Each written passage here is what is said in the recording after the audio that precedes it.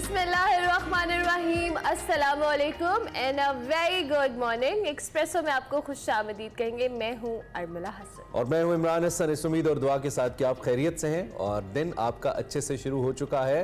आपको वेलकम करते हैं और साथ साथ हमारी बेस्ट विशेस भी, जो बाकी मानदा दिन है वो आपका अच्छा गुजरे।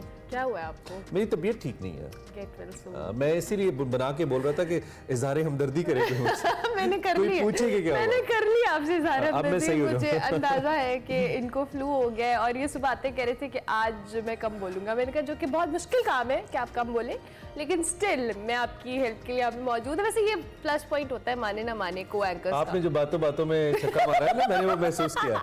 नहीं, मैंने ऐसे इन जनरल बात की थी। लेकिन कोई बात नहीं, अपना टाइम आएगा। मतलब सही है, अब नहीं है तबीयत तो क्या है। देखिए नाज़रीन, ये होता है सही ना हो तबीयत तो फिर लोग मजाक उड़ाते हैं ना, ये कितनी गलत बात है। Get well soon Imran. Thank you very much, बहुत शुक्रिया। और I would like to say get well soon to all the people जो कि ठीक नहीं फील करे, इंक्लूडिंग फवाद चौधरी साहब। लेकिन इस पे हम बाद में बात करेंगे। फिर वक्त हमने मौसम की बात करनी है और मौसम की सूरत हाल ये है कि अगले जो 24 घंटे हैं इसके दौरान मुल्क के बालाई और जो वस्ती इलाके हैं, और अल्हम्दुलिल्लाह हम वस्ती इलाकों में, बारिश को कोई बता दे कि हम वस्ती इलाकों में, इनको अपनी बारिश को पता होना चाहिए। बादल वस्ती इलाकों में आके कहते हैं अच्छा हमने तो आगे जाना है, तो बारिश का इम्कान है जी। बिल्कुल, महकमा मौसमियात के मुताबिक 16 मई से जो मगरबी हवाओं का मुल्क के बालाई और वस्ती इलाकों में दाखिल होने का इम्कान था, जिसके बाद 22 आंधी और बारिश हो सकती है। और एक्सपेक्टेड है कि 17 और 18 मई के दौरान भी बारिशें हों आज़ाद कश्मीर, दीगर इलाकों में भी और वस्ती इलाकों की भी, जहाँ इमरान ने बात की है। सो लेट्स होप कि वेदर अच्छा हो, गर्मी बहुत ज़्यादा हो गई। अच्छा, कंप्लीट फोरकास्ट हम आपको दे देंगे शो के बीच में। इसके बाद आगे बढ़ें तो हमारे पास एक बड़ी अहम खबर है, अच्छी खबर है। इनफैक्ट ये कल हुआ था, लेकिन कल we have a lot of other news to share, तो हमने कहा जरा इसको कल पे रख लेते हैं। तो वो है जनाब, बच्चों की पैदाइश पर मेट लीव्स हैं, इसके हवाले से एक बड़ी अच्छी डेवलपमेंट कौमी असम्बली ने की है। और वो अच्छी डेवलपमेंट खास तौर पे हजरात के हवाले से, ख़वातीन के हवाले से तो पहले थी। मैटरनिटी बिल की मंजूरी के बाद अब जो माँ हैं उनको तो पहले बच्चे की पैदाइश पे जो छुट्टियाँ हैं उनको 6 माह कर दिया गया है और ये पेड लीव्स हैं। और इसके साथ साथ जो वालिद हैं यानी कि बाप हैं उनको भी छुट्टी मिल सकेगी और वो 1 महीने की होगी। डिपेंड्स के सिचुएशन क्या होती है, बट 1 महीने की छुट्टी पेड लीव मिल पाएगी बिल्कुल फादर्स को। ये बड़ी अच्छी बात है क्योंकि इस सारे प्रोसेस के अंदर हम मदर्स को तो फोकस करते हैं, बट फादर की सपोर्ट भी इस सारे अमल में वालिदा के साथ होनी बड़ी इंपॉर्टेंट है। और 1 मंथ की अगर आपको पेड लीव मिल रही है, that's important. Maternity and paternity bill में जी 2020 सेनेटर कुरतुल मरी ने पार्लियामेंट के मुश्तरका इजलास में ये पेश किया था बिल, और इस हवाले से ये था कि तमाम तर जो मामलात हैं बिल के तहत जो है माँ को पहले बच्चे की पैदाइश पर 6 माह की छुट्टी मिल सकेगी और माँ को दूसरे बच्चे की पैदाइश पर 4 माह, जबकि तीसरे बच्चे की पैदाइश पर 3 माह की छुट्टियां मिल सकेंगी। और बिल के मुताबिक वालिद को दौरान मुलाजमत 3 दफ़ा छुट्टियां मैसर होंगी। और ये जो कानून का इतलाक है इस्लामाबाद की हदूद में जो निजी और सरकारी दोनों तरह के इदारों में होगा। ये स्टार्ट यहाँ से लिया जाएगा। ये भी हुआ कि हम जो एक बच्चे दो ही अच्छे का एक स्लोगन चलाते हैं ना, हुकूमत ने कम से कम बच्चे 3 का स्लोगन इंडोर्स किया इसके जरिए कि 3 बच्चों के ऊपर तो है। इसका मतलब है कि 3 किड्स आर फाइन। वैसे आबादी हमारी बहुत ज्यादा है तो इस चीज को प्लान करना भी बहुत जरूरी है जी। It's a very very serious thing जिसको हम अनफॉर्चुनेटली उस तरह से फोकस नहीं कर पाते। पब्लिक सर्विस मैसेजेस होते हैं, but at the end of the day ये अपनी अवेयरनेस और अपनी अपने वसाइल के मुताबिक, बाकी तो अल्लाह रब्बुल इज्जत की मर्जी है, लेकिन अपने वसाइल के मुताबिक फैमिली को प्लान करना। अच्छा जी, आगे व्हाट नेक्स्ट वी हैव? आपको पता है सियासत की हंगामा खेजी है और वो हम आपको बताएंगे आज की बड़ी खबर में।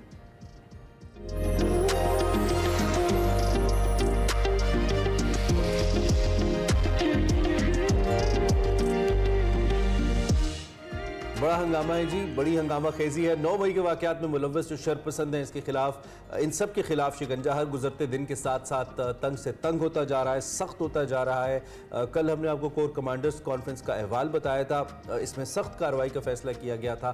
गुज़िश्ता रोज़ कौमी सलामती कमेटी का इजलास वो हमारे शो के दरमियान जारी था, लेकिन उसकी अपडेट्स ये हैं कि कौमी सलामती कमेटी ने इस मामले में हर हद तक जाने का ऐलान किया है। और शहबाज शरीफ साहब ने कहा है कि जी अगर मैं भी कहूँ ना किसी को छोड़ दें तो आपने नहीं छोड़ना, जलाओ गिराव के अंदर जो मुलव्वस अनासिर हैं उनके खिलाफ आर्मी एक्ट और सीक्रेट ऑफिशियल एक्ट के तहत सख्त कार्रवाई का अज़्म किया गया है। कल इतलात ये भी आ रही हैं कि लाहौर में आर्मी एक्ट के तहत दर्ज होने वाले 2 मुकदमात की तफ्तीश में इमरान खान को भी नामजद किए जाने का इम्कान है। And this is the big development. बिल्कुल, मुल्क भर में मुख्तलिफ मकतार फ़िक्र की जो जानिब से पाक फ़ौज के साथ यकजहती का इज़हार भी किया जा रहा है। गुज़िश्ता रोज़ कराची से PTI के रुकन कौमी असम्बली महमूद मौलवी ने फ़ौजी तनसीबात पर हमले के खिलाफ तहरीक इंसाफ छोड़ने और MNA की नशस्त इस्तीफ़ा देने का ऐलान किया है, मगर इमरान खान साहब बज़िद हैं और वो मानने के लिए तैयार नहीं हैं कि फ़ौजी तनसीबात पर जो हमले हैं वो PTI के कारकुनों ने किए हैं। हालांकि हमले से पहले PTI के सीनियर रहनुमाओं की मुतअद्दिद जो मुबैना वीडियोज़ हैं, ऑडियोज़ हैं, वो सामने आई हैं।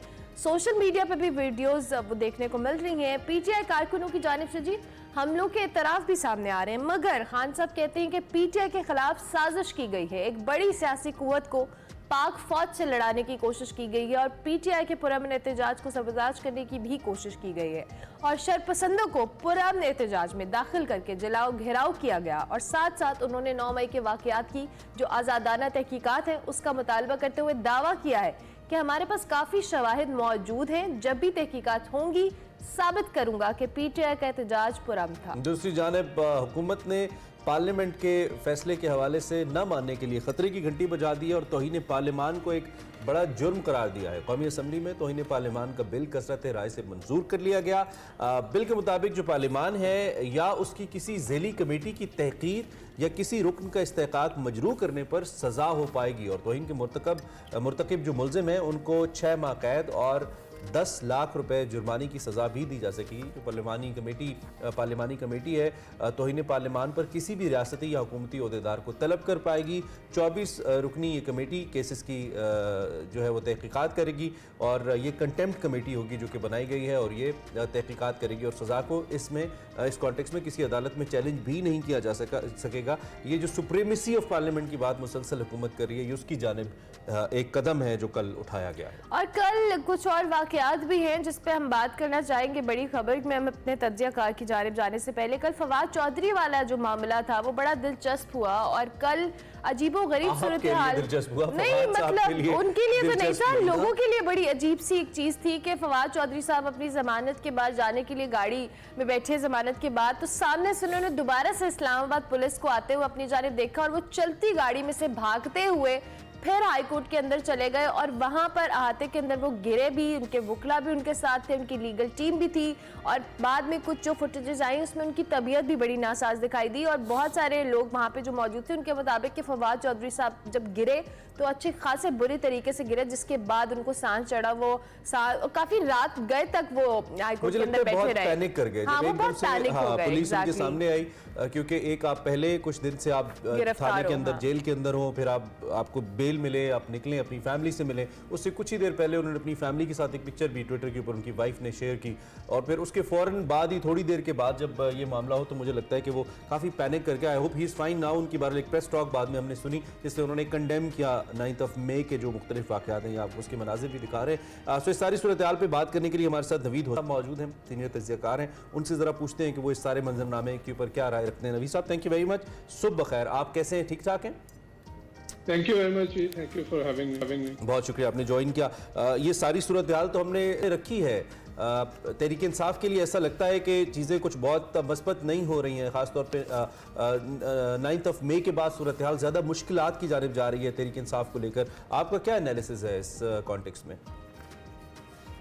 देखिए, जो 9 मई के जो वाक़यात हुए, नो डाउट बहुत ही जितने यानी नाकाबिले बर्दाश्त थे, जितना भी उसका उनको कंडेम किया जाए वो कम है।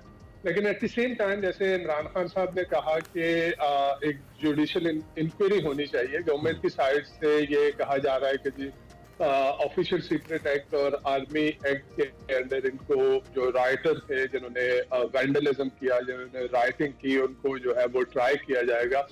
तो इमरान खान साहब की तरफ से जो मुतालबा सामने आ रहा है, मेरे ख्याल में उसको भी अगर इंसाफ के तकाजे पूरे किए जाएं तो मेरे ख्याल में यही मुनासिब होगा कि एक जुडिशल इंक्वायरी की जाए। अगर वो कह रहे हैं कि उनके पास कुछ ऐसे शवाहिद हैं, कोई ऐसे सबूत हैं तो वो सामने लेके आए और इंक्वायरी के बाद जो भी जिस तरह से भी जो है वो मुकदमा गवर्नमेंट चलाना चाहती है चला ले। लेकिन यहाँ पे एक बात और मैं अर्ज करता चलूं कि जो बात की जा रही है कि आर्मी एक्ट के अंडर जो है वो रॉयटर को जो भी वैंडल्स है, जिन्होंने तोड़फोड़ की, जिन्होंने दंगा फसाद किया, उनको आर्मी एक्ट के अंडर ट्राई किया जाएगा। तो यहाँ पे मेरे ख्याल में गवर्नमेंट की अपनी लीगल टीम के अंदर भी जो है ये दो ओपिनियन पाए जाते हैं। एक वो ओपिनियन है जो इसके अगेंस्ट गवर्नमेंट को मशवरा दे रहा है, जो प्राइम मिनिस्टर को इसके अगेंस्ट मशवरा दे रहा है कि आर्मी एक्ट के अंदर जो है सिविलियंस को ट्राई, हमारी मिलिट्री के ऊपर बात आएगी। तो ये वो चीजें हैं जिसके तहत जो है with in the government legal team ये गवर्नमेंट को कहा जा रहा है कि हमारा कॉन्स्टिट्यूशन तो अलाउ करता है और आर्मी का अपना कानून भी अलाउ करता है कि सिविलियंस को ट्रायल किया जा सकता है। वो उसके कवायद मुख्तलिफ हैं, लेकिन कवानीन दोनों अलाउ करते हैं, नंबर 1। और नंबर 2, आपने कहा कि इमरान खान साहब ने कहा कि एक इंक्वायरी हो इसके ऊपर। जिन इदारों का ये काम है पाकिस्तान में, जो मेरे और आपकी भी किसी भी केस की इंक्वायरी अगर खुदा न खास्ता को मसला हो तो वही करेंगे, उन इदारों की जो सबसे बड़ी बॉडी है, कोर कमांडर्स कॉन्फ्रेंस के बाद ये बात शाये की गई है कि हमारे पास ऐसे सबूत मौजूद हैं, नाकाबिल तरदीद सबूत मौजूद हैं, जिसकी बुनियाद पे जिन्होंने ये किया उनको इंसाफ के कटहरे में लाया जाएगा। तो I think they have already done with their investigation, it seems like. इस पे क्या कहेंगे? देखिए, एक चीज यहाँ पे ये देखनी चाहिए कि जैसे मैंने पहले कहा, इंसाफ के तकाजे पूरे करने चाहिए। जज, ज्यूरी और एग्जीक्यूशनर नहीं बनना चाहिए कि खुद ही मुद्दई, खुद ही गवाह और खुद ही जो है वो जज बन जाए। ऐसा नहीं होना चाहिए। इंसाफ के तकाजे अगर पूरे करने हैं तो वो ये है कि एक इंक्वायरी होनी चाहिए, इन्वेस्टिगेशन होनी चाहिए। और जिन्होंने ये किया है, जैसे मैंने पहले भी कहा, ये अनप्रेसिडेंटेड था, पाकिस्तान की तारीख में कभी ऐसा नहीं हुआ और जितनी भी इसकी मजम्मत की जाए कंडेमेबल था। लेकिन अगेन बात वहीं पे आएगी कि इंसाफ के तकाजे पूरे करने चाहिए और इंक्वायरी करके अगर कोई जो है वो सजा का हकदार है तो उसको सजा मिलनी चाहिए। ठीक हो गया। दूसरी जानिब नवीद साहब, इमरान खान साहब तो बार बार कह रहे हैं कि ये जो कारकुनान थे जिस पे आर्मी ने भी बड़ा क्लियर स्टांस अपनाया कि उनके पास शवाहिद मौजूद है, हुकूमत भी कह रही है जी कि इनके मुलविस होने के। निगरान वज़ीर आला पंजाब मोहसिन नकवी साहब ने भी प्रेस कॉन्फ्रेंस की, फुटेजेस से तस्वीरें निकली, बहुत सारे लोग उसमें शामिल थे। लेकिन खान साहब मुसलसल डिनाइल में, वो कह रहे जी कि ये हमारे खिलाफ साजिश हुई है और ये एजेंसीज के बंदे थे जो PTI के कारकुनों की शक्ल में आए और उन्होंने आर्मी तनसीबात को नुकसान पहुंचाया। फिर अगर ये आज़ादाना तहकीकात होती भी हैं तो खान साहब तो डिनाई कर रहे हैं, तो अगर तहकीकात हो भी जाएंगी तो जब वो अपने कारकुनों को ऑन ही नहीं कर रहे हैं तो फिर ये मामला आगे कैसे जाएंगे, तहकीकात फर्दर आगे कैसे बढ़ेंगी? देखिए, एक बात यहाँ पे मैं कहता चलूँ कि हमारी सियासी, हमारी जो पॉलिटिकल एलीट है उसके अंदर ये चीज़ मेरे ख्याल में अब ये रियलाइजेशन आ जानी चाहिए कि उनके अपने जो सियासी मफादात हैं, अपने पॉलिटिकल जो उनके इंटरेस्ट हैं, उनके लिए वो इदारों को जो है वो बीच में लेके आना, ये एक बहुत नामुनासिब बात है। इमरान खान साहब वो इस वक्त डिनाइल में है कि उन्होंने नहीं किया और उनकी पार्टी ने नहीं किया और ये कोई मुनज़्ज़म साजिश नहीं थी। लेकिन ये भी देखना चाहिए एट द सेम टाइम कि इमरान खान साहब ने जिस तरह का रेटरिक और जिस तरह का नैरेटिव उन्होंने बनाया हुआ था, जिस तरह से इदारों को वो बीच में लेके आ रहे थे, और उसके साथ साथ आप ये भी देख लें कि गवर्नमेंट की तरफ से जिस तरह से इदारों को, जुडिशरी को बीच में स्पेशली लेके आया जा रहा है, तो ये एक बहुत ही नामुनासिब बात है। और ये पाकिस्तान के लिए, रियासत पाकिस्तान के लिए, पाकिस्तान के आइन के लिए, पाकिस्तान की जमहूरियत के लिए ठीक नहीं है। इदारों ने यहाँ रहना है, रियासत ने यहाँ रहना है। ये सियासी जमातें हैं, कभी एक गवर्नमेंट में आएगी, कभी दूसरी गवर्नमेंट में आएगी।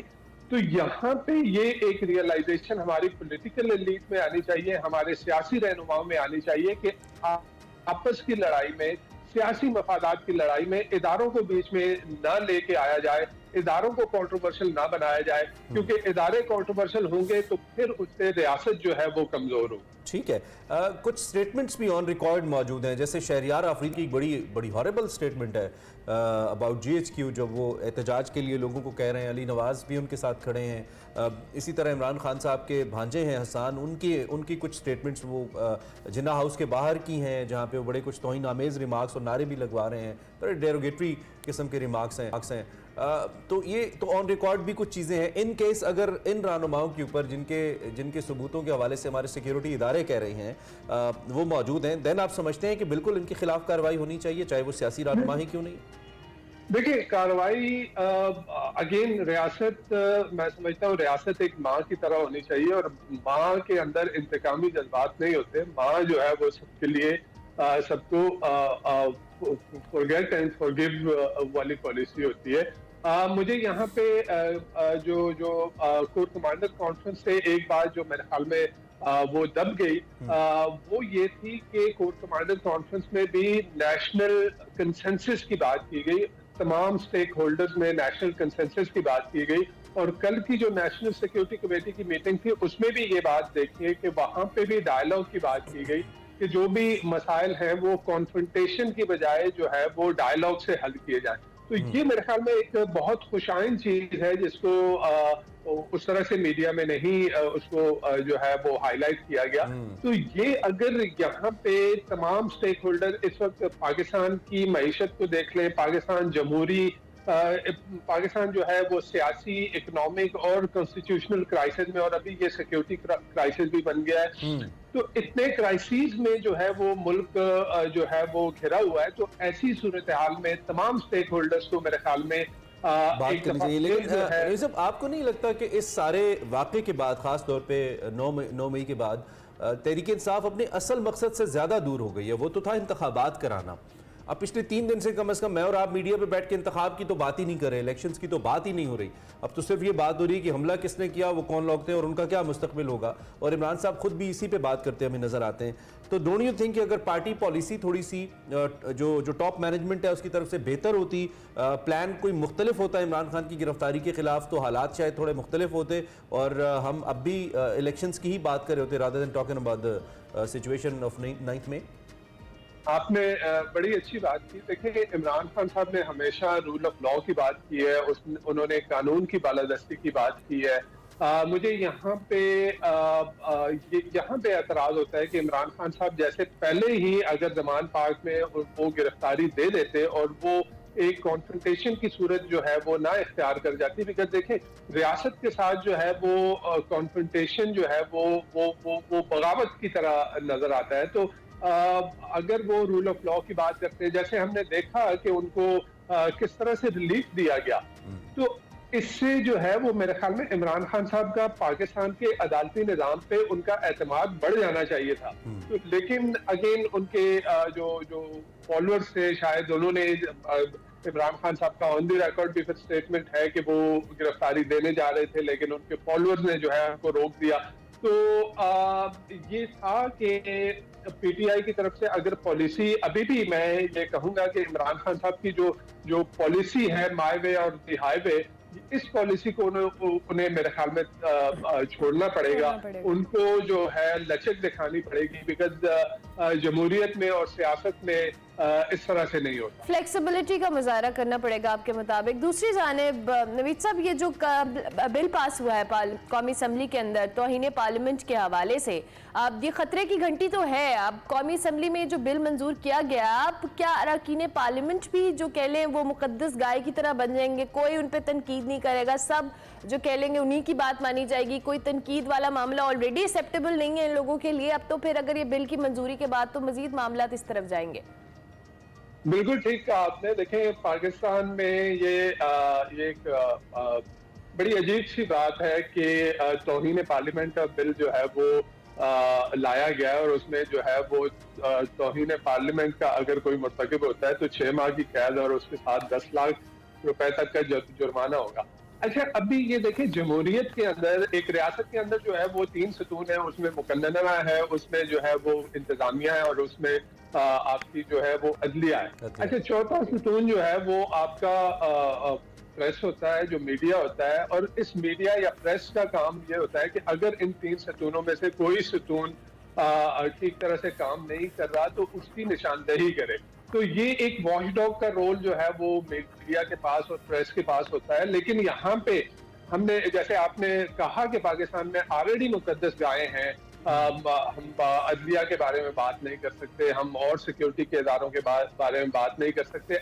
अब जो है वो पार्लियामेंट के बारे में भी हम शायद जो है वो बड़ी एहतियात से बात कर रहे हो। तो जमहूरियत कहाँ गई यहाँ पे, तो मुझे बड़ी हैरत हो रही है। ऑलरेडी आपके पास जो है वो अरकान पार्लियामेंट के पास ये एक इख्तियार जो प्रिविलेज मोशन लाने का था वो उनके पास था। अगर किसी का प्रिविलेज ब्रीच होता तो वो वहां पे उसको पार्लियामेंट में उठाया जाता। नवीद साहब, हमारी जो याददाश्त है उसके मुताबिक तो अब तक जब भी पार्लियामान की तौहीन की गई है वो खुद पार्लियामेंटेरियंस ने की है।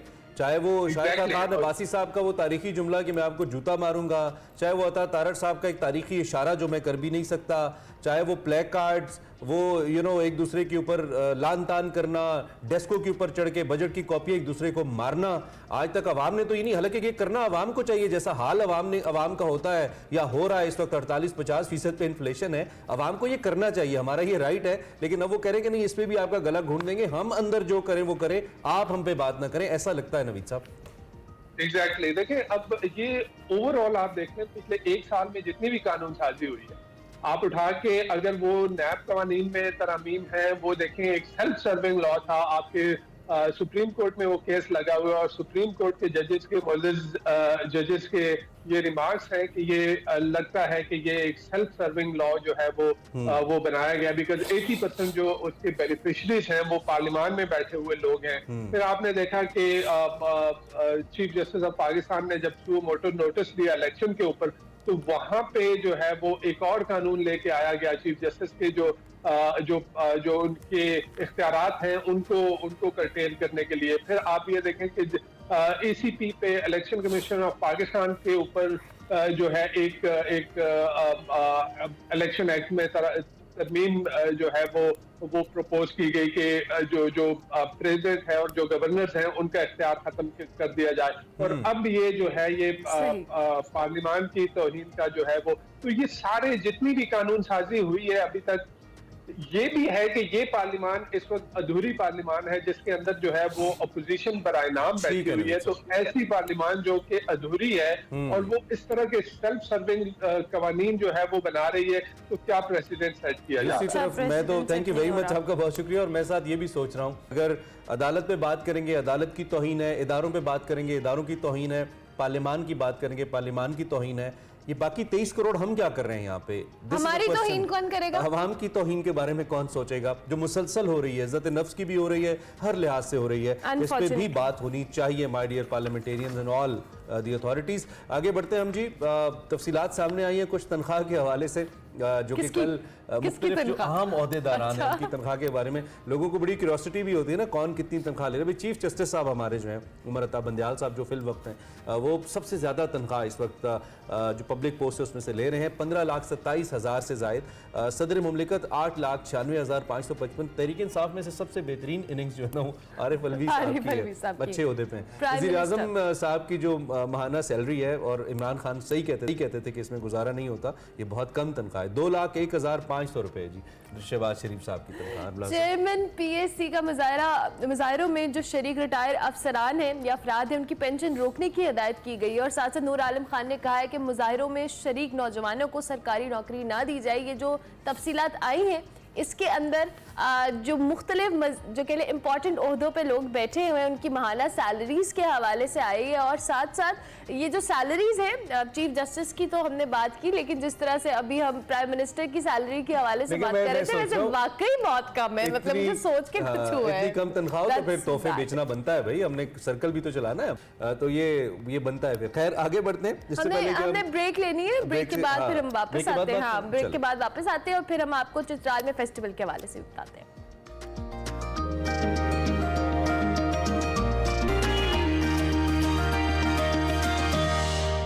Welcome welcome back to Expresso. Break के बाद वापस आ गए और अब आपकी मुलाकात हम करवाएंगे एक्सप्रेसो हीरो से। और हमारे साथ इस वक्त कौमी फुटबॉलर साद मौजूद हैं, सादुल्ला खान, जिन्होंने तारीख रकम की है और 28 साल की उम्र में FA11-2 कोचिंग कोर्स मुकम्मल करके यूफा कोचिंग कोर्स मुकम्मल करने वाले पहले पाकिस्तानी कौमी फुटबॉलर खिलाड़ी बन गए।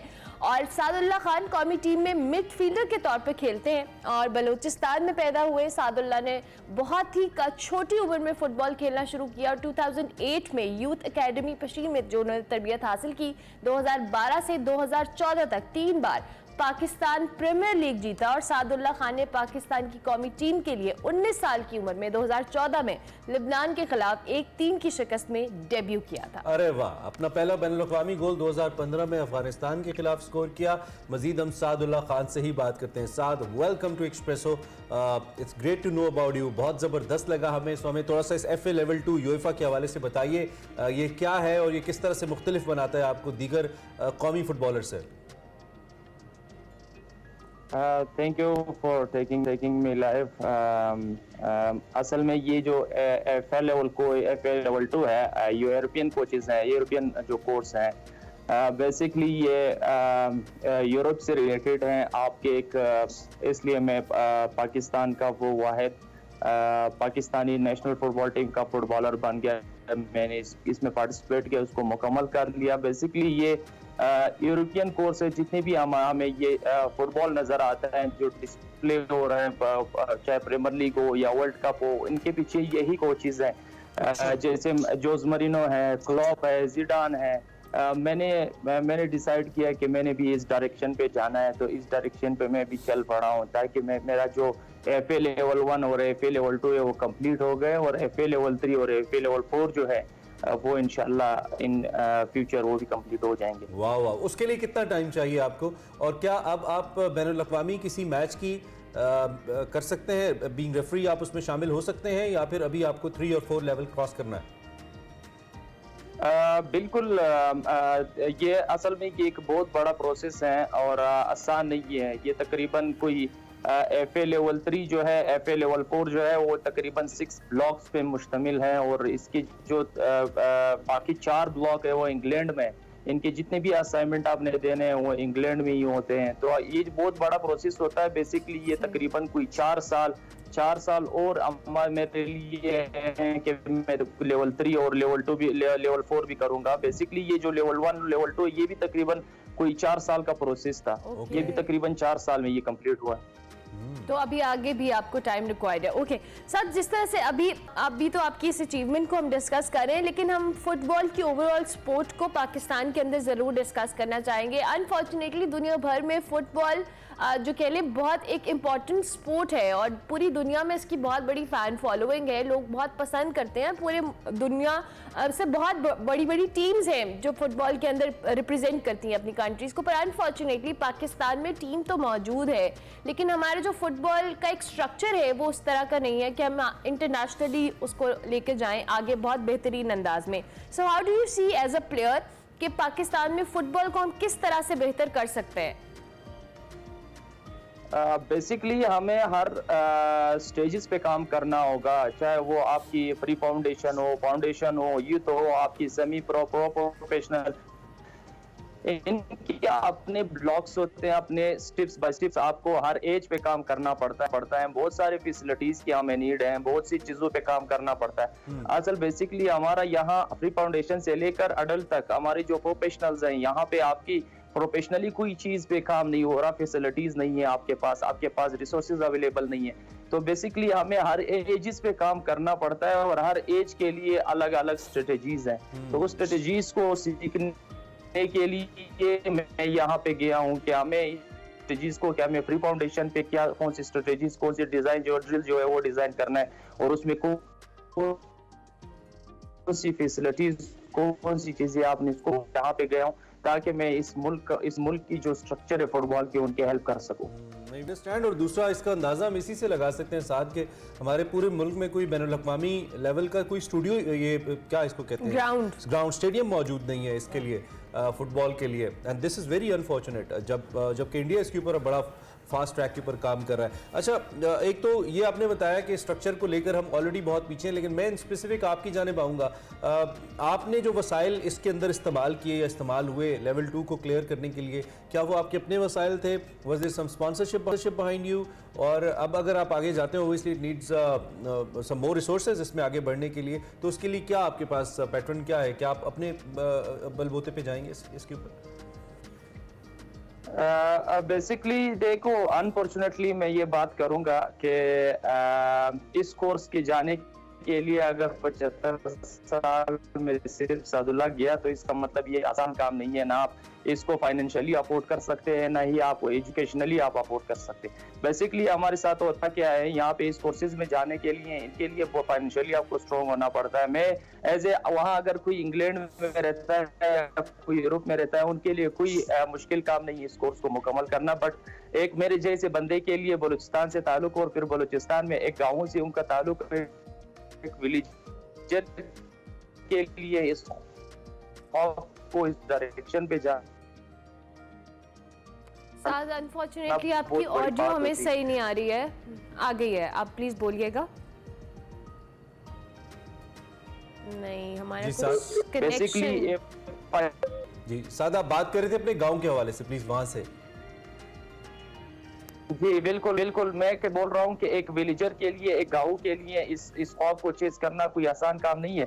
इसके ऊपर बहुत ज्यादा एक्सपेंसेस आते हैं, बहुत ज्यादा कॉस्ट आते हैं। अभी भी मेरा एफएल लेवल 2 पे मेरा तकरीबन 15 लाख लग चुके हैं। तो आप, मैंने खुद ये फाइनेंशियली किया, ना मुझसे किसी गवर्नमेंट ने मदद की, ना मुझसे किसी फुटबॉल एसोसिएशन ने। तो बेसिकली अनफॉर्चुनेटली ये बात कहते हुए कि ये एक विलेजर के लिए एक ख्वाब होता है कि इस डायरेक्शन पे जाने के लिए, बाकी लेवल 3 लेवल 4 के लिए कम से कम मुझसे 35 से $40,000 रिक्वायर्ड है जो मुझे इस कोर्स को मुकम्मल करने के लिए। अच्छा, तो आपकी क्या तवक्को है इस वक्त अथॉरिटी से? अगर आपको कोई साहिब इख्तियार देख रहे हैं, उनसे आप क्या कहना चाहेंगे? और आपका एजाज़ तो बिलाशुबा है, छोटे से गांव से उठकर आप आए माशाल्लाह, और इतने अच्छे लेवल के ऊपर आपने इसको कंप्लीट किया और क्वालिफाई किया।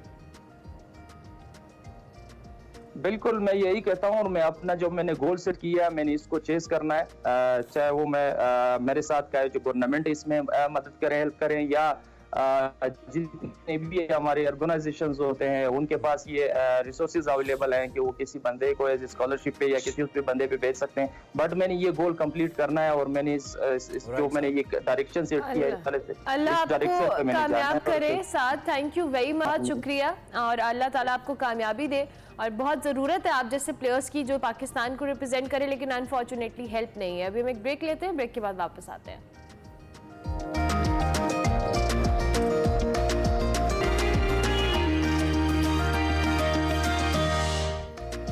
Welcome back to Expresso. बात कर लेते हैं कुछ मौसम की सूरत हाल के हवाले से। आइंदा 2 रोज़ के दौरान मुल्क के जो बालाई और वस्ती इलाके हैं, यहाँ पे बारिश का इम्कान जाहिर किया जा रहा है। महकमा मौसमियात ये कहता है कि तकरीबन 16 मई से मगरबी हवाओं का मुल्क के बालाई और वस्ती इलाकों में दाखिल होने का इम्कान था, जिसके बायस आंधी और बारिश भी हो सकती है। दूसरी जानब महकमा मौसमियात के मुताबिक 17 और 18 मई के दौरान आज़ाद कश्मीर GB के जो बेशतर मकामात हैं, यहाँ पे गरज चमक के साथ बारिश का इम्कान है। और आज बलोचिस्तान, जनूबी पंजाब, बालाई सिंध में आंधी और बारिश का इम्कान मौजूद है। ये तो हमारी प्रोडिक्शन है, उसके बाद अब महकमा मौसमियात के मुताबिक की प्रोडिक्शन ले लेती है। सरदार सरफराज साहब हमारे साथ मौजूद है। थैंक यू वेरी मच सरदार साहब, बहुत शुक्रिया।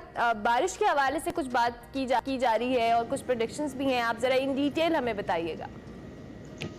जी बहुत शुक्रिया।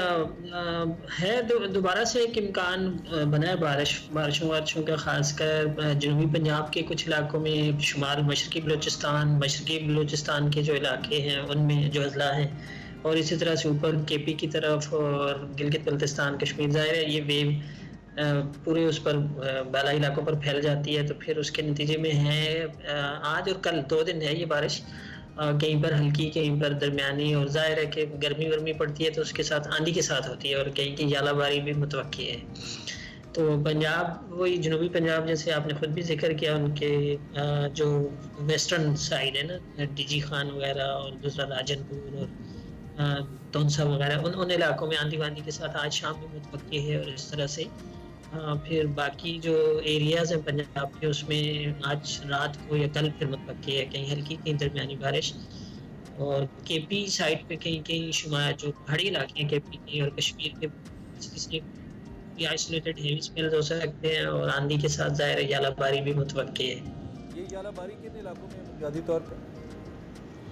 देखिए जी, खासकर जो जहाँ गर्मी ज़्यादा पड़ती है और इस तरह से बादल एक तरह से ज़्यादा ऊंचे बादल होते हैं तो उसमें चाहे इम्कान होता है कि मतलब किसी भी जगह पर आप एक्सपेक्ट कर सकते हैं। केपी की खासकर कुछ एरियाज में मुतवक्की है ज़्यादा और वाला इलाका। ठीक है, ठीक है। अच्छा, दूसरा आपने कहा जिस तरह आप तफसीलात बता रहे हैं इससे एक तो गर्मी का जोर किस हद तक टूटेगा सरदार साहब, और दूसरा मौजूदा किसी भी फसल के ऊपर तो इसके असरात कोई मुतवक्की नहीं है? जी काफ़ी हद तक कम हो जाएगी गर्मी। ज़ाहिर है दिन के टेम्परेचर 5-6 कहीं 8 डिग्री तक कम हो सकते हैं। जैसे आपने देखा पिछले दिनों तो 40 से ऊपर चले गए थे कुछ मैदानी इलाकों के टेम्परेचर, तो उसमें खातिर खा कमी आएगी। लेकिन 2 या 3 दिन का स्पेल है 19 या 20 के बाद फिर एक तरह से अगले जो 3-4 दिन होंगे 23 तक एटलीस्ट या 24 तक वो फिर दोबारा से ड्राई वेदर होगा तो उसमें गर्मी की शिद्दत फिर बढ़ जाएगी। फसलों की ज़ाहिर है कि केपी में जो गंदम की फसल है वो इस वक्त तक अभी उसकी कटाई नहीं हुई होती। वहाँ ठंडे इलाके हैं तो वहाँ देर से होती है, यानी मई के आखिर में और जून के पहले हफ्ते में अमूमन होती है। तो उन इलाकों की फसलों को अगर यालाबारी होती है और आंधी चलती है कुछ जगहों में तो वो कुछ एरियाज में नुकसान हो सकता है वहाँ की फसलों को। अच्छा, ठीक है। और इस बारिश से कहीं कोई अर्बन फ्लडिंग के चांसेस हैं शहरों के अंदर? नहीं जी, अर्बन फ्लडिंग के चांसेस नहीं है। इतना बहुत हैवी स्पेल नहीं है ये जो अभी ये 2 दिन है आज और कल का। इसके बाद तो 23 या 24 को एक और स्पेल दाखिल होगा, खासकर वही पंजाब और केपी और उन इलाकों में, तो उसके नतीजे में कुछ फ्लैश फ्लडिंग हो सकती है पहाड़ी इलाकों में। देखते हैं वो स्पेल कितना हैवी होता है, लेकिन फिलहाल इम्कान ये दिखाई दे रहा है कि इससे वो स्पेल जो है निस्बतन हैवी होगा। ओके, ठीक है, निस्बतन कम हैवी होगा। Thank you very much Sarfaraz साहब, बहुत शुक्रिया। मौसम के हवाले से जी अपडेट हमें मिल रही थी और गर्मी चूंकि मई का मिड आते ही गर्मी की शिद्दत में इजाफा हुआ है। अब बारिश के हवाले से कहा जा रहा है कि 2 दिन बारिशें होंगी, सो देखते हैं उससे वेदर किस हद तक बेहतर होता है, गर्मी का जोर किस तरह से टूटता है। इंतजार अभी से शुरू हो गया है, अल्लाह करे खैर की हो, आपको आगाह करते रहेंगे। अब एक ब्रेक लेते हैं और दूसरे आवर में आपको ज्वाइन करते हैं।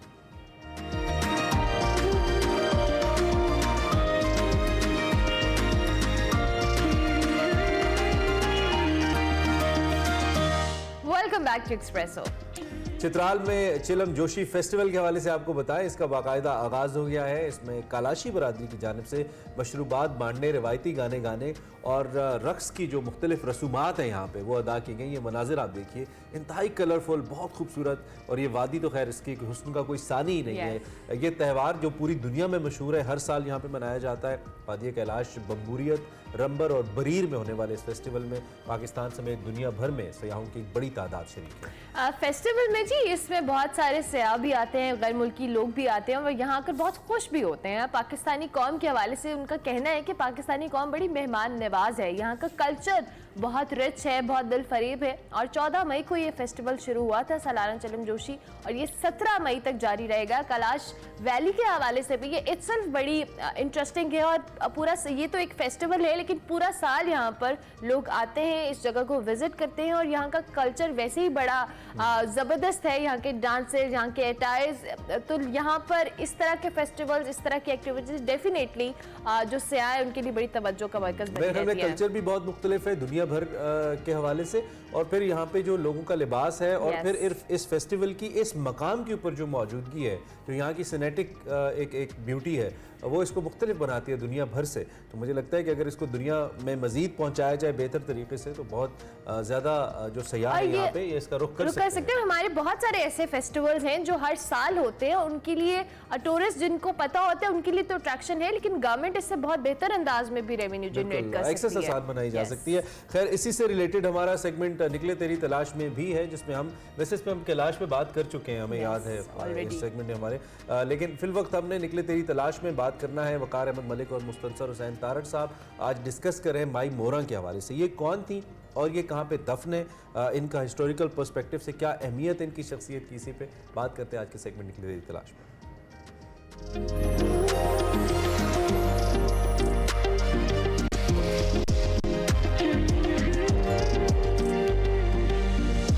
अस्सलाम वालेकुम नाज़रीन, मैं हूं वकार अहमद और आप देख रहे हैं निकले तेरी तलाश में। तलाश का सफ़र एक कमाल सफ़र है। सवाल के जवाब की खोज का सफ़र एक कमाल सफ़र है।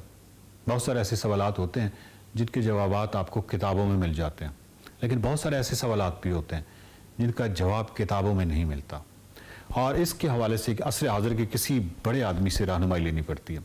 हम मुस्तनसर हुसैन तार साहब से रहनुमाई लेते हैं, और आज का जो सवाल है जो हमने तार साहब से करना है वो माई मोरा के हवाले से है। माई मोरा लाहौर का एक बहुत बड़ा किरदार, लाहौर में हज़ारों किरदार ऐसे हैं जिन पे किताबें लिखी जा सकती हैं, और ये तारीख़ का एक कमाल शहर है। माई मोरा जो है, मोर के रक्स की इनके नाम के साथ क्या मुनासबत है? माई मोरा के हवाले से जो सिक्का था कि माई मोरा के नाम का एक सिक्का जारी हुआ था, उसकी कहानी क्या है? और एक सवाल जो शायद उसका जवाब आपको किताबों में भी ना मिले, वो ये है कि माई मोरा दफन कहाँ पे हैं, उनकी कब्र कहाँ पे है? माई मोरा के हवाले से रहनुमाई लेते हैं जनाब मुस्तनसर हुसैन तार साहब से। तार साहब, मोरा के बारे में मैंने कहीं लिखा है कि लाहौर की इमराव जान आज़ाद, और फिर बाद में मैंने सोचा कि ये तो ज़्यादती होगी। इमराव जान आज़ाद सिर्फ रुसवा की वजह से अदब में चली आई, जबकि तारीख़ में जो किरदार है वो माई मोरा का है। माई मोरा रहने वाली थी अमृतसर के करीब एक गाँव था, और वहाँ से वो महाराजा रणजीत सिंह को मिलने के लिए आती थी, दरमियान में एक जगह थी। अच्छा, और ये बड़ी हिस्टोरिकल बात है कि रणजीत सिंह साहब शौकीन थे खूबसूरत औरतों के, और वो बहुत खूबसूरत थी और नाचने गाने वाली थी। तो एक रोज़ उसको देर हो गई आने में, तो रणजीत सिंह ने पूछा कि क्या बात है मोरा, देर से आई है? क्योंकि वो मोर रक्स करती थी अपने ज़माने में, इसलिए उसका नाम कुछ और था, उसको मोरा कहते थे। तो उसने कहा कि महाराज बात यह है कि रास्ते में एक नाला आ गया तूफ़ानी, उसमें से मैं गुजरी हूँ, तो मेरे पाँव ठिठुर गए हैं, और मेरे ठिठुर गए पाँव की वजह से मैं आज रक्स नहीं कर सकती। तो महाराजा ने हुक्म दिया कि ये फौरी तौर पे उस नाले पे एक पुल बनाया जाए। रातों रात वहाँ पे पुल बना। मैं अमृतसर गया 2-3 साल पहले, तो वागे से ज़रा आगे एक बोर्ड नज़र आता है, उसके ऊपर लिखा हुआ है कंजरी दा पुल, और वो वही पुल है जो महाराजा रणजीत सिंह ने तामीर किया। हम इसको माई मोरा, मतलब उसका एग्जैक्टली नाम माई मोरा नहीं है, मोरा है, बल्कि मोरा सरकार है, क्योंकि रणजीत सिंह ने बाकायदा इसके साथ शादी की थी, और जितनी भी उसकी ऐसी ख़वातीन थी जिनके साथ बाकायदा शादी की थी, उनके नाम के साथ सरकार का लफ्ज़ होता था। मसलन गुल बेगम सरकार जिसका बाग है यहाँ पे, या फिर रानी जिंदा जो है वो भी सरकार थी। तो ये एक बहुत बड़ा एजाज़ था। माई मोरा जो है उसके मस्जिद भी है, कन्हैया लाल ने लिखा है अंदरून शहर, आप जानते ही, छोटी सी मस्जिद है। आखिरी उम्र में उसने महाराजा से कहा कि मैं मस्जिद बनवाना चाहती हूँ, उसने अपने फ़ंड खोल दी, और उसको 47 तक यही कहा जाता रहा कि कंजरी दी मस्जिद, लेकिन चूँकि नाम मुनासिब नहीं मस्जिद के लिए, तो उसको ज़रा अपडेट करके उसका दर्जा बढ़ा के उसको माई का रुतबा, जिस तरह हीर को वो माई हीर कहते हैं, इसी तरह ये माई मोरा हो गई।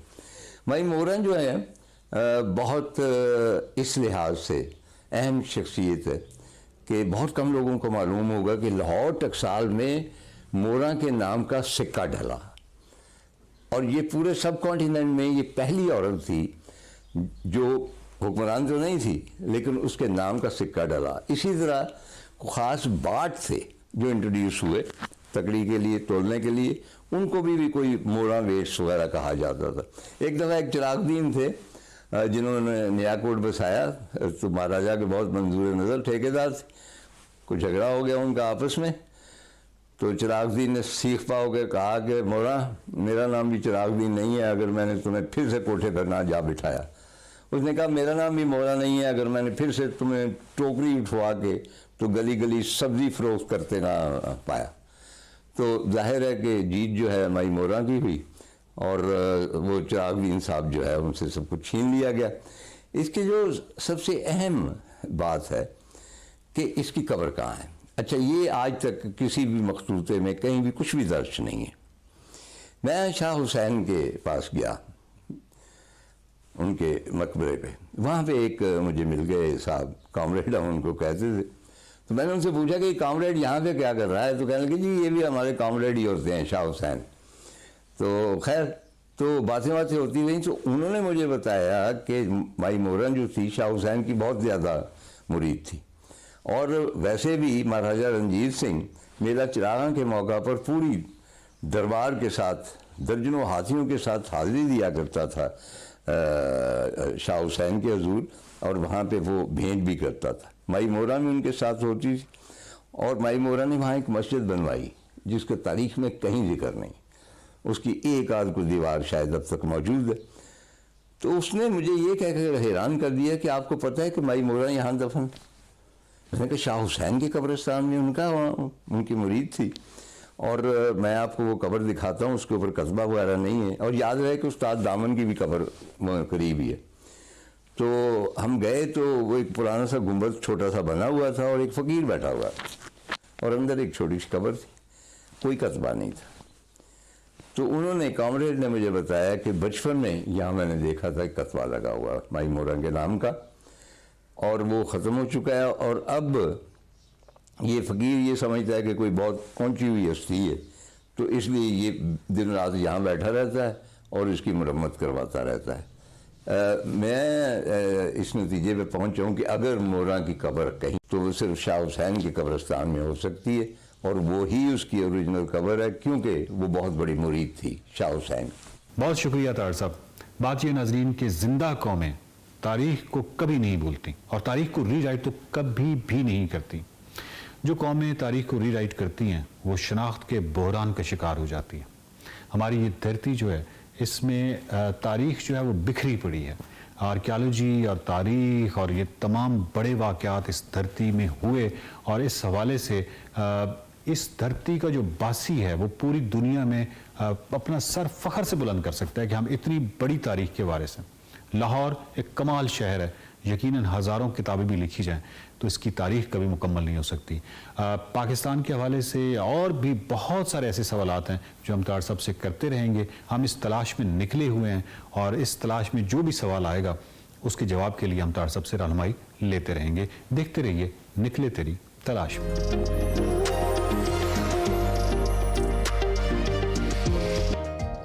Welcome back to Express. तो बात कर लेते हैं अब उस खामोश कातिल की जिसका शिकार पाकिस्तान में तकरीबन 52% आबादी है, मगर इनमें से 42% मुतासरीन को ये इल्म भी नहीं होता कि वो इस खामोश कातिल का शिकार हैं।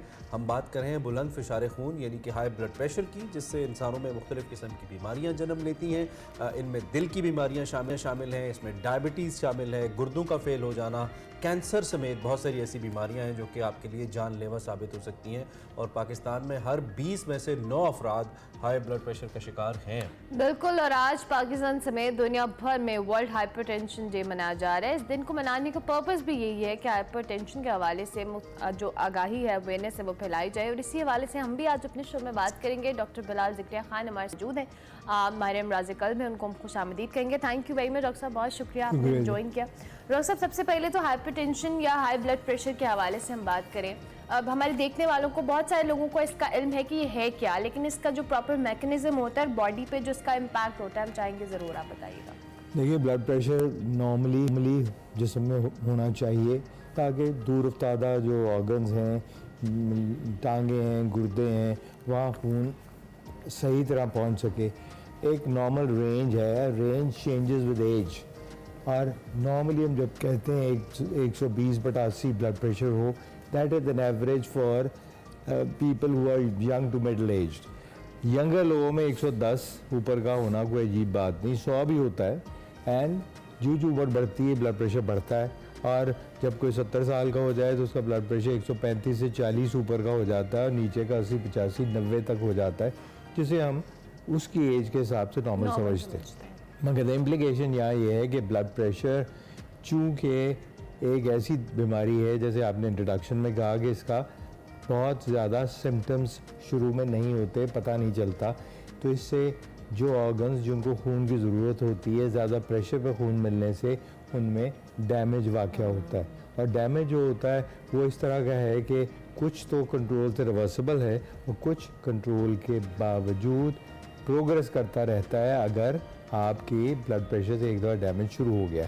सो इट्स वेरी इंपॉर्टेंट कि आप ब्लड प्रेशर की डिटेक्शन के लिए सर्वेलेंस रखें। अगर फैमिली हिस्ट्री है, अगर आपका प्रोफेशन इस तरह का है, बहुत स्ट्रेस है, जहाँ सॉल्ट इंटेक बहुत है, वेट ज़्यादा है, एक्सरसाइज कोई नहीं, और तो उन लोगों को ब्लड प्रेशर और जनरल मेडिकल चेकअप कराते रहना चाहिए। ठीक है। और इसमें सबसे ज़रूरी बात है, मुख्तलिफ ऑर्गन्स जो ज़्यादा इफेक्ट होते हैं उनमें दिल का जिक्र किया आपने, दिमाग पे बुरा असर होता है, आंखों में बुरा असर होता है, गुर्दों में बुरा असर होता है, और इसके अलावा आपकी जो फिज़िकल वेलबींग है, अगर ये ऑर्गन्स अफेक्टेड भी ना हो, आप जनरली थके हुए अनफिट महसूस करते हैं, ब्लड प्रेशर बढ़ा हुआ हो, तो ऐसी कैफियत में अपना ब्लड प्रेशर ज़रूर चेक कराना चाहिए।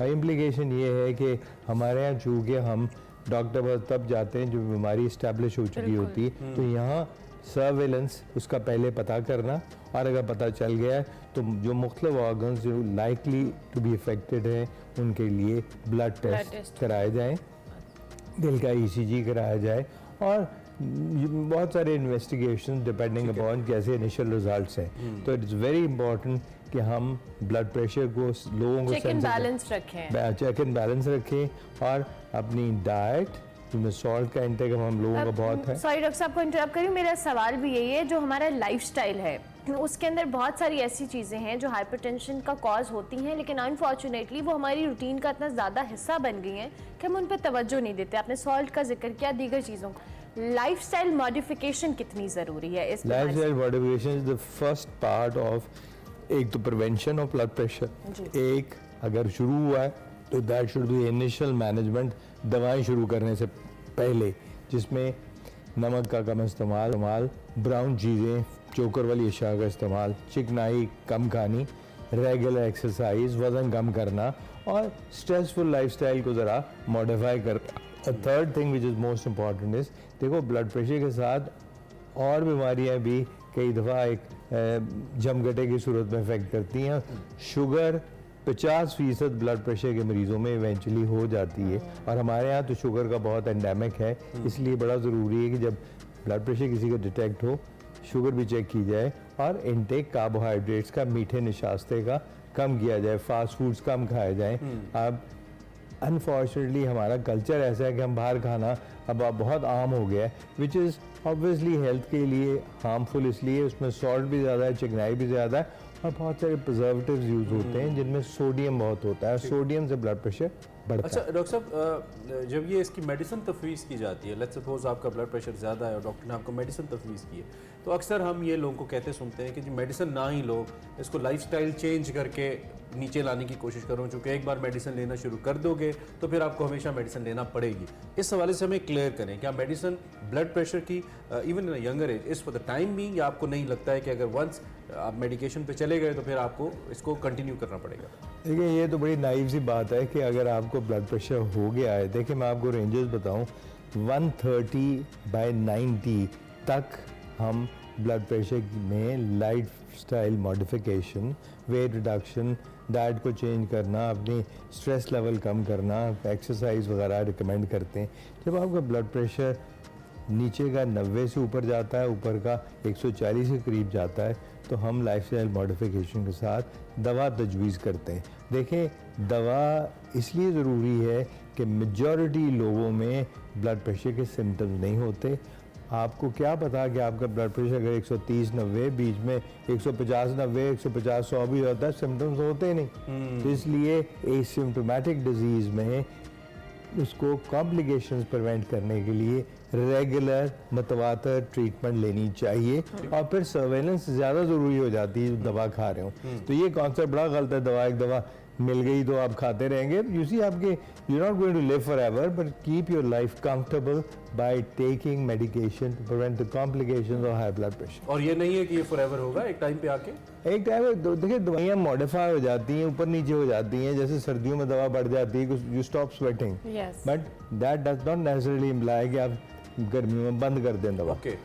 चेक करते रहे। ठीक है, चेक एंड बैलेंस होना चाहिए। अच्छा डॉक्टर साहब, दूसरी जानिब अब हमारे यहाँ आपने जिस तरह कहा कि ब्लड प्रेशर से रिलेटेड बहुत सारी बीमारियाँ होती हैं, और हमारे जो बीमारियों का तयन करना है या हमारे जो अर्ली सिम्टम्स होते हैं उनको बहुत बुरे अंदाज से निगलेक्ट करते हैं, हम उसको समझते ही नहीं कि ये सिम्टम्स हैं।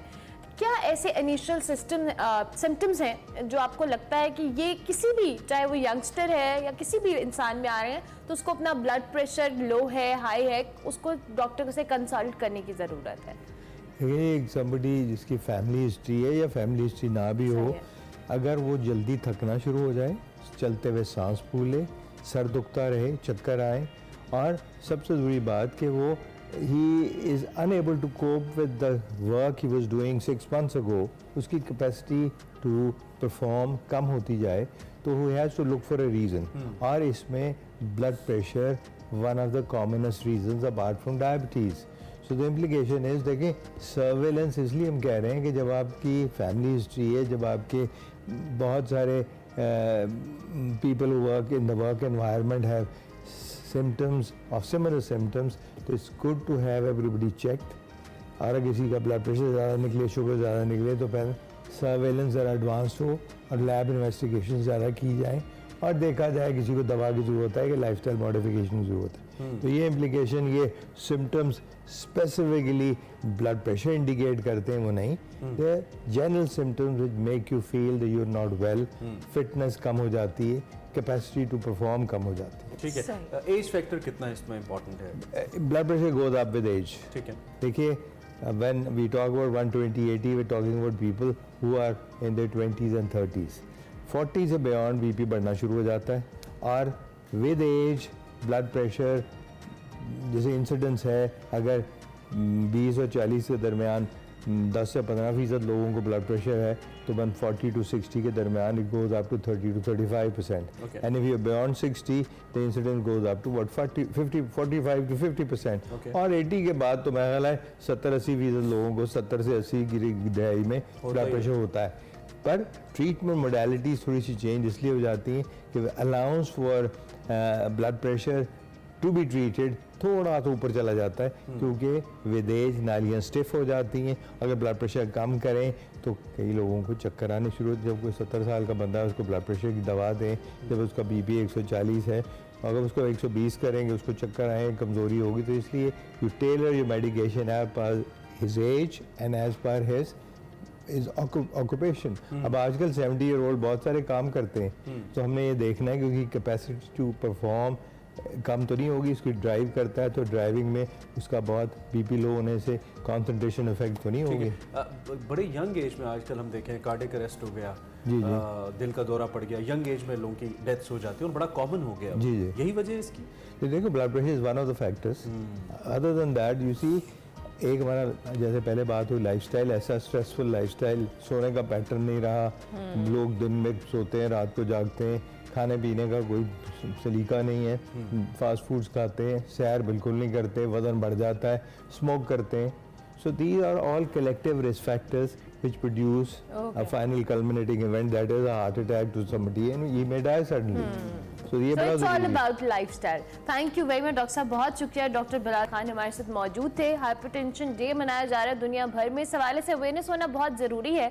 ब्लड प्रेशर इटसेल्फ एक बीमारी है, लेकिन अपने साथ बहुत सारी और बीमारियां भी लेके आती है, और आपके ऑर्गन्स या बॉडी को बैलेंस रखना और आपका लाइफस्टाइल मॉडिफाई होना इस बीमारी से बचने के लिए एक प्रिकॉशन है। सो लेट्स होप कि आज के दिन के हवाले से आपको अवेयरनेस मिली। अभी हम एक ब्रेक लेते हैं, ब्रेक के बाद वापस आते हैं। आप देखते रहिए एक्सप्रेसो।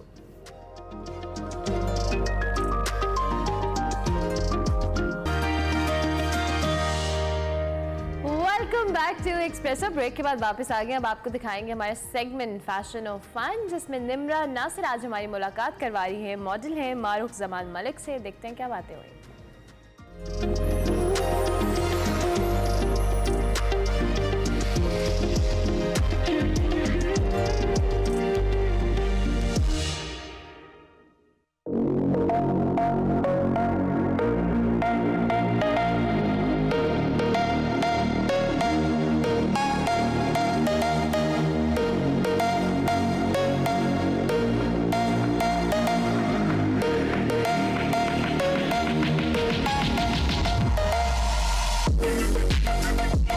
अस्सलाम वालेकुम नाज़रीन, मैं हूं निमरान आसिर और आज के इस सेगमेंट के लिए मैं बहुत ज़्यादा एक्साइटेड हूं क्योंकि आज मैं अपनी फेवरेट मॉडल और अपनी आइडियल से मिलने जा रही हूं जिसकी वजह से मैंने मॉडलिंग स्टार्ट की थी।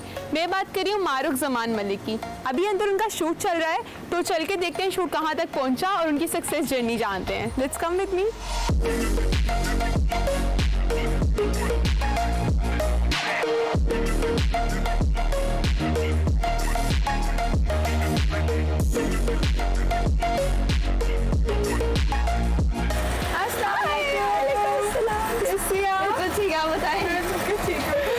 तो मैंने आपसे बहुत ज़्यादा बातें करनी है लेकिन यहाँ थोड़ा शोर है तो बाहर चले। जी जी बिल्कुल चले आ जाए।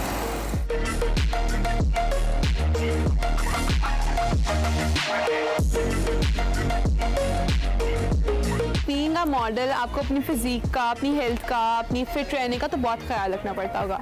तो आप कोई योगा करती हो या आप जिम करती हो? यार I try to go to gym लेकिन बिजी रूटीन के साथ मुझे टाइम नहीं मिलता जिम जाने का, तो मैं उसको अपनी डाइट में ही मैनेज कर लेती हूँ। I try to eat healthy के मुझे एक्स्ट्रा वेट ही ना पुट ऑन करूँ कि मुझे उसको जाकर जिम में बर्न करना। तो शूट पे कैसे हेल्दी मिलता है?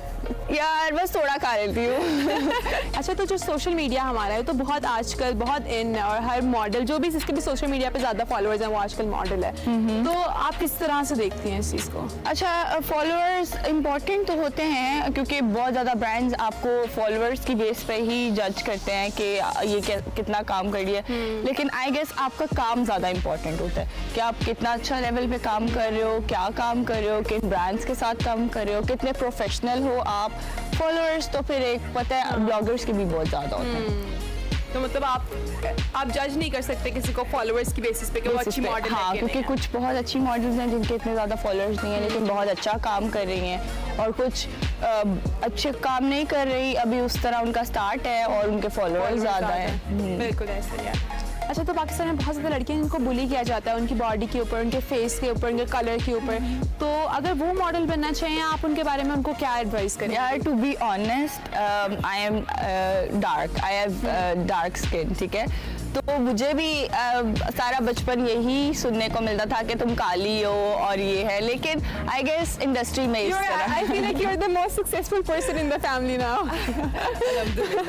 तो मतलब बेसिकली आपको सक्सेसफुल होने के लिए नॉट जस्ट मॉडल, कुछ भी आपको ये नहीं देखना कि यार नहीं मैं तो नहीं हूं या मेरे अंदर तो ये चीज़ नहीं है तो आई कैन नॉट, बिल्कुल नहीं देखना चाहिए। You should be very confident. आप कुछ भी कर सकते हैं, आप जैसे मर्जी हैं आप कुछ भी कर सकते हैं। You have to be talented. अगर आपके पास टैलेंट है and you are hard working तो आप कुछ भी अचीव कर सकते हैं। Thank you so much. और इसके अलावा मुझे आपसे पूछना था कि आपकी, मैंने बहुत सुना है कि मारूक जमान मलिक के घर पेट्स बहुत ज़्यादा है। हाँ, बहुत ज़्यादा है। पेट्स की बात हम थोड़ी देर में करते हैं। I am gonna just get my makeup done और फिर I will catch up. Done. Thank you.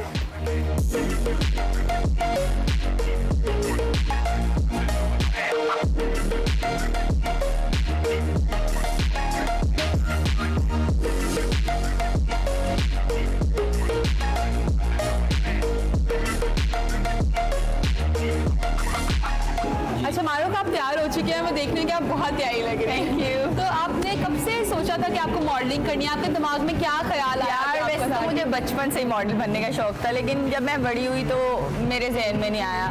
फिर एकदम ऐसे ही आई मेड अ फ्रेंड, वो मॉडल थी, फिर मेरा दिल किया कि मैं भी मॉडलिंग करती हूँ और फिर आई स्टार्टेड मॉडलिंग और अच्छा रिस्पॉन्स आया, फिर I started doing it full time. तो आपको क्या लगता है कि जो फैमिली सपोर्ट होती है वो मॉडलिंग में या किसी भी फील्ड में लड़की के लिए कितनी ज़रूरी है? फैमिली सपोर्ट सबसे ज़्यादा इम्पॉर्टेंट है, ठीक है, क्योंकि उनके सपोर्ट के बगैर मैं कुछ भी नहीं कर सकती। क्योंकि घर वालों के अगेंस्ट जाके आप एक चीज़ करें और पता नहीं फिर आप सक्सेसफुल हो या ना हो, वो भी बहुत रिस्क होता है और लोग भी आपको मिसयूज़ करते हैं एट सम पॉइंट। अच्छा, तो आपकी बातों से लग रहा है कि आपके जो पेरेंट्स हैं आपके फ्रेंड्स भी हैं? तो मेरे पेरेंट्स मेरे बेस्ट फ्रेंड्स हैं। मेरे अम्मा अब्बा बहुत ज़्यादा सपोर्टिव हैं और मेरी अम्मा मतलब जब बचपन में तो बहुत स्ट्रिक्ट थी, बहुत ज़्यादा, बहुत मार खाई है हमने, जब हम 4 बहनें और चारों ने, लेकिन अब वो बहुत कूल है, बहुत सपोर्टिव है। अच्छा, तो हम लोग अब डिफरेंट फील्ड्स में देखते हैं और इस फील्ड में भी कि आपका कोई फैशन बैकग्राउंड है तो आपको ज़्यादा मतलब शूट्स मिलते हैं, आपका काम ज़्यादा चलता है, तो आपके साथ ऐसा कुछ था? आपकी कोई बैकग्राउंड था कुछ? नहीं, मेरा कोई बैकग्राउंड तो नहीं था और ना ही कोई रेफरेंस था ऐसा।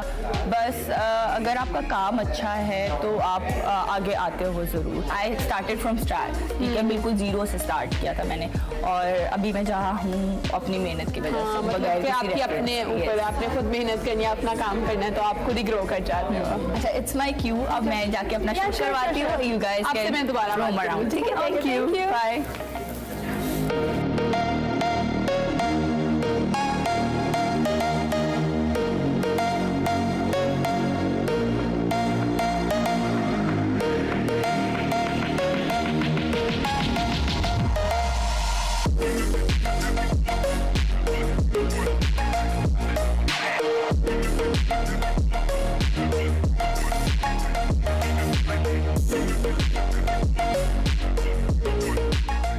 जी तो ये डन। यस। अच्छा, तो आप इतनी प्यारी हैं, मैंने आपको देखा, आप कैमरे में बहुत अच्छी आती है, ये है परफेक्ट फेस माशाल्लाह। तो आपने कभी मूवीज़ या ड्रामा में कोशिश की है? आपने कभी सोचा कि आपने आगे मूवीज़ करनी है, ड्रामा कुछ पर? यार actually I might go in future. अभी फ़िलहाल मेरे parents does not want me to go live in Karachi, और ड्रामास का काम you know it's more in Karachi, तो maybe one day I just convince them and go to Karachi. अच्छा, अगर मैं सोचूं तो मैं तो मारूफ जमान मलिक को 5 साल बाद बहुत ऊपर देखती हूँ, तो आप खुद को कहाँ देखती हैं 5 साल बाद? You never know, maybe I'll be married. नहीं, to be serious, I'll start a business. मैं अपना कोई काम शुरू करूँगी मॉडलिंग के बाद, like a salon or my own clothing brand.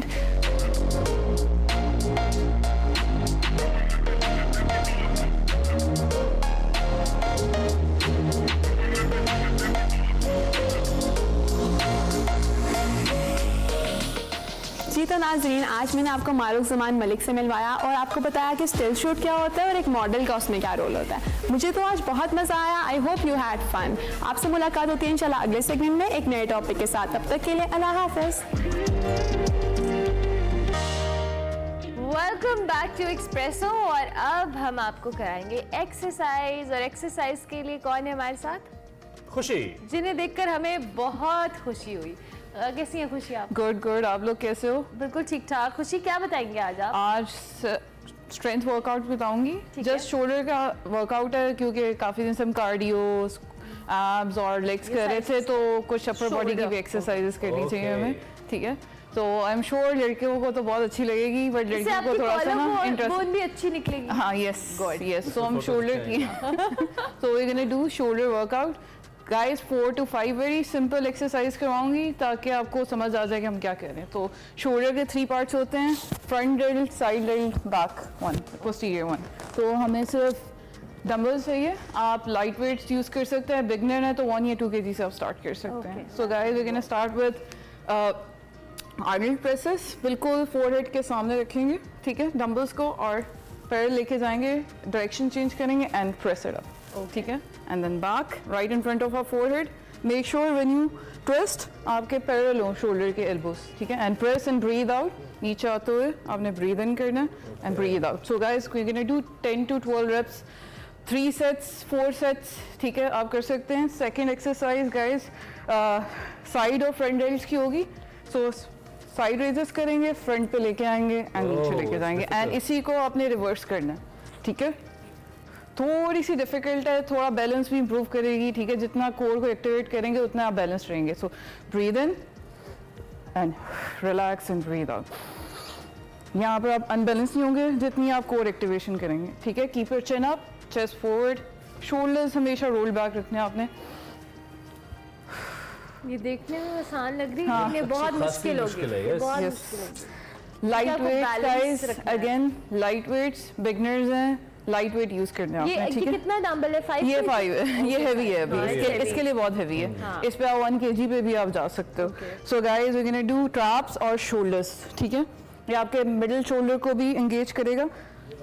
Elbows आपने सीलिंग की तरफ लेके जाने हैं और ये अंडर द चिन होंगे। ये इसमें आपका ट्रैप भी एंगेज हो रहा है, आपके साइड डेल्ट्स भी एंगेज होंगे। Breathe in, relax, breathe in and relax, ठीक है guys. And there is one more exercise, we gonna do rear delt, ठीक है। बेंड डाउन होना हमने, साइड से भी देख लें आप guys. Soft knees, hip towards the wall, towards the wall, and lean forward, chest forward, lumbar slightly curved, और open up your arms, pull them back towards the ceiling and relax. Pause पे आपने करना, during the rape नहीं आपने breathe इन breathe out करना। यहाँ पर breathe out, breathe इन, breathe out. So guys ये 4 एक्सरसाइजेज हैं शोल्डर की जिसमें हम तीनों मसल्स हिट कर रहे हैं, ठीक है। Front one, side one, the posterior one. अच्छा, इसमें why you like getting bend, ये वाला पोस्चर इसमें ज्यादा इंपॉर्टेंट है टू क्या चीज? हाँ, क्योंकि आपने पुल करना है ना, आपने रियर डेल्ट को हिट करना है, ये पीछे होता है। तो जब तक आप नीचे की तरफ नहीं जाएंगे, जब आप ये करते हैं तो आप अपना you lose your posture. Yes, उसमें डिफरेंट, हाँ यस, उसमें डिफरेंट एक्सरसाइजेज हैं, आप बैठ के भी करवा सकते हो, ठीक है। जिनको बैक के इश्यूज हैं ये बैठ के भी कर सकते हैं विद लाइटर वेट्स, केबल के साथ भी कर सकते हैं, क्योंकि ये 5 kg है, लाइटर वेट के साथ इट माइट भी थोड़ा इजी होगा लोगों के लिए। हाँ, वेरिएशंस भी हैं। अगर आप जिम आते हो तो हम केबल्स करवा देते हैं, सीटेड करवा देते हैं, बार के साथ करवा देते हैं, lot of options. It depends कि आप घर पे कर रहे हो तो आप सिर्फ डंबल्स के साथ, हाँ यस, लेकिन आप चेयर पे बैठ के कर सकते हो। Okay, thank you very much खुशी, बहुत शुक्रिया कि आपने में सुबह सुबह एक्सरसाइज है। वैसे आजकल क्या जिम के अंदर लोग आ रहे हैं एक्सरसाइज कर रहे हैं? माशाल्लाह, यस, पीपल आर कमिंग, बहुत एक्टिव हैं, काफी रेगुलर लोग हैं। डिहाइड्रेशन वगैरह नहीं होती आजकल? देखिए, डिहाइड्रेशन की वो ये कि simple is that take care of yourself, have a lot of water, caffeinated नहीं आना, हाइप नहीं आना, कैफीन ज्यादा, एंड देन ये जो लोग कहते हैं कि एक्सरसाइज से पहले एक कप आप काली कॉफी, ब्लैक कॉफी पी लें, आप पी सकते हो, but you have to eat something as well ना। ओके, डोंट ड्रिंक खाली पेट, बिल्कुल ठीक है। और उसके बाद आपने जो 3 चीजें जो आपने वर्कआउट पे, अगर आपने वर्कआउट करना है तो उसको पूरा करना है, स्लीप, खाना and nutrition and water intake. Perfect, thank you very much खुशी, बहुत शुक्रिया, आपने सुबह सुबह में एक्सरसाइज बता दी। कॉर्नर बताते रहेंगे, शो का वक्त खत्म हुआ, कल आपसे हम फिर मिलेंगे इंशाल्लाह। फीडबैक हमारे सोशल मीडिया हैंडल्स पर लाजमी दीजिएगा। कल तक के लिए हमारे अल्लाह हाफिज। अल्लाह हाफिज।